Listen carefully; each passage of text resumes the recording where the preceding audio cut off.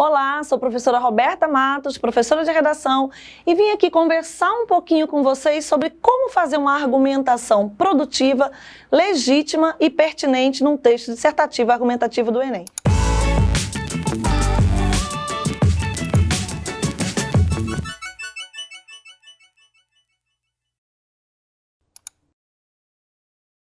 Para isso, a gente vai falar um pouquinho sobre projeto de texto.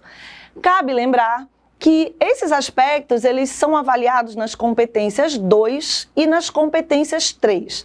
A competência 2 vai levar em consideração e vai avaliar se seu texto, em primeiro lugar, ele atende à estrutura de um texto dissertativo argumentativo, que nós vamos trabalhar aqui, se há uma compreensão clara da proposta, da frase-tema, ou seja, vai analisar se você cometeu algum tipo de tangência ou até mesmo fuga do tema. E outro aspecto avaliado na competência 2 é se você consegue aludir a várias áreas do conhecimento diferentes.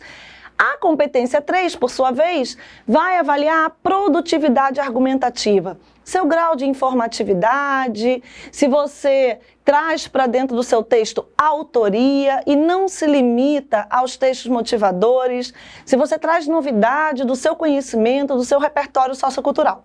Bem, vamos lá. Eu fiz aqui um pequeno esquema para a gente perceber um pouquinho o que é importante. Então vamos a algumas orientações. Introdução.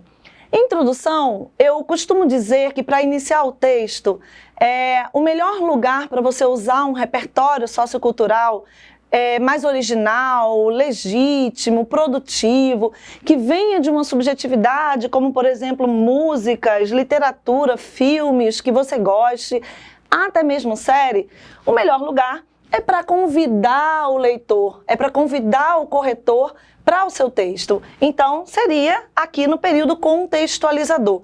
É o convite para um texto legal, tá certo? Em seguida, não posso jamais esquecer de delimitar o tema. Lembrem, eu falei que uma das avaliações da competência 2 é se você compreendeu a proposta. E é bom deixar isso muito claro já no início. Então lembrem-se de retirar as palavras-chave da frase tema assim que você olhar a proposta. E utilize-as parafraseando-a ainda na introdução. E agora vamos para a parte mais importante, não a mais importante, mas uma das, que é onde você vai traçar a sua tese, onde você vai deixar claro para o seu corretor o seu ponto de vista acerca do tema proposto. Bem, e aí a gente tem uma orientação bem especial para vocês. Se eu vou fazer meu percurso argumentativo, normalmente em 30 linhas, eu vou utilizar em média 2 parágrafos para o desenvolvimento. Então, se eu tenho que deixar um projeto de texto claro, é interessante que a minha tese ela já traga 2 bases, já 2 caminhos, deixando claro para o corretor que você planejou o seu texto. Então vamos lá, eu faço minha tese com 2 bases, já imaginando que no meu parágrafo argumentativo 1, eu vou problematizar a primeira base e no meu parágrafo argumentativo 2, eu vou problematizar a minha segunda base. Isso já diz para o seu corretor, para o leitor do seu texto, que você está planejando. E aí cabe a você cumprir o que você prometeu na introdução. Então vamos lá. Cheguei no desenvolvimento. Meu parágrafo argumentativo 1, como eu já havia dito, ele vai ser remissivo à base 1, que eu já deixei claro lá na minha tese, na introdução. E aí cabe trazer um novo repertório para compor minha estratégia argumentativa. Repertório sociocultural. Daqui a pouquinho eu vou falar mais um pouquinho sobre isso, tá? Já tem um repertório lá no período contextualizador, aludindo a uma área do conhecimento. Aqui eu já tenho outro repertório, aludindo a outra área do conhecimento. Parágrafo argumentativo 1, eu vou problematizar essa questão levantada na base 1. Já no parágrafo argumentativo 2, eu vou fazer alusão à minha base 2, que eu falei lá na minha tese, trazendo para compor a estratégia argumentativa um novo repertório. Bem, vamos falar um pouquinho sobre esses repertórios. Quando a gente fala de repertório sociocultural, a gente pode tanto utilizar as áreas-mães. O que a gente chama de área-mãe? São aquelas áreas que são referências mais sólidas um pouco, elas são mais inquestionáveis. Então, geralmente, são alusões históricas, sempre bom trazer eventos históricos para você, né, justificar o seu ponto de vista, mostrar que aquele problema ele tem uma raiz histórica. A área jurídica são os artigos, os incisos, os estatutos, então todo o arcabouço jurídico que faz referência àquele tema.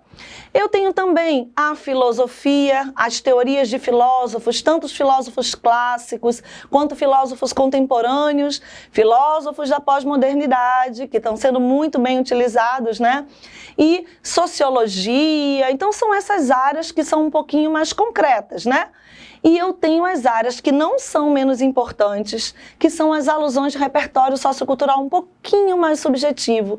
E aí, eu vou trazer o quê? Mais uma vez, são obras literárias, são músicas e, por que não, músicas e séries.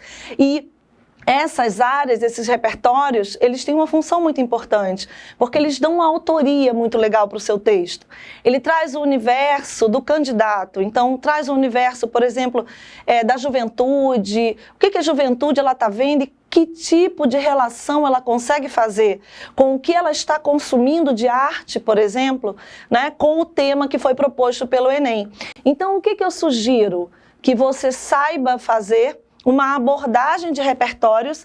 Aqui tem 3 situações que eu mostrei que você vai utilizar um repertório sociocultural, uma referência. Introdução, PA1 e PA2. O que é legal? Que você possa passear por 3 áreas do conhecimento. Seria o melhor. Então eu vou brincar com essa perspectiva argumentativa, deixando o meu texto bem rico, bem diversificado, e com isso eu vou ali, detonar na competência 2. Mas não para por aí.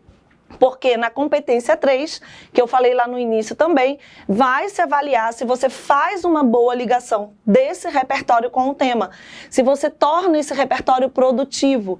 Então aí é importante que você pegue esse repertório, por exemplo, eu vou trazer uma teoria filosófica, então eu vou articulá-lo com a realidade. Então vou fazer o quê? Uma análise crítica do cenário nacional, trazendo fatos sobre o tema, notícias, exemplos, ilustrações. Então isso é muito importante. Uma vez que eu consigo cumprir com tudo isso que eu falei, você está no caminho de fechar as competências 2 e a competência 3, ok? Bem, a gente vai aí chegando para o finalzinho do nosso texto. A conclusão. Na conclusão, eu quero deixar bem claro que ela é responsável por apresentar as propostas de intervenção para tudo que você problematizou. Problematizei no PA1, vou ter que resolver. Problematizei no PA2, vou ter que resolver. E aí, lembrem-se, a proposta de intervenção, para que você também consiga uma nota máxima, ela deve cumprir com os 5 elementos obrigatórios. Apresentar um agente, órgão público, instituições, ONGs, a própria sociedade civil engajada, ação, uma ação concreta execuível, o modo meio, que é como essa ação ela vai ser posta em prática, então aí é a parte que eu dou mais concretude, a minha proposta de intervenção, deixo mais claro para o meu corretor como ela vai acontecer, o efeito, que é o objetivo específico da ação que você propôs, o que ela vai mudar naquela realidade do problema apresentado, e um detalhamento. O que seria o detalhamento? É um acréscimo. O detalhamento é o acréscimo, é o que você vai trazer a mais sobre um dos outros elementos. Dessa forma, espero ter ajudado para que você tenha êxito lá no dia do Enem, na sua redação. Continue acompanhando nosso projeto, que vem muito mais orientações interessantes para você.